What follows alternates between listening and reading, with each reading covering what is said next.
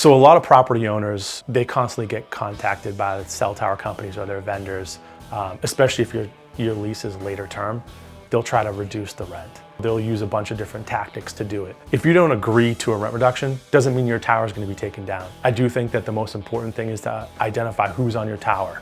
Because if you do have a tower that is vacant and the tower company is paying you $2,000 or $2,500 a month, yeah, that tower might not be long for being up and the tower company could terminate the lease very easily. But in most cases, a lot of these towers have multiple carriers on them, and they're making the tower companies plenty of money where they can continue to pay you whatever the monthly rent is that they're paying you. So a lot of the justification, the tricks that they use is that there's market consolidation, right?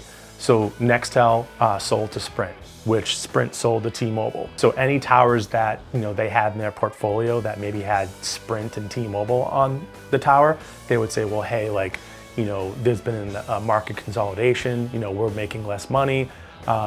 So that we're making less money, we want to make it more fair to both parties. So they'll use they'll use documentation and wording like that to kind of make you feel bad that they're not making as much money as they have in the past. So if you have a tower company reach out to you and they're trying to reduce your rent, I think it's definitely important to have an expert look at your lease, review everything to determine if you're at risk for the tower lease being terminated.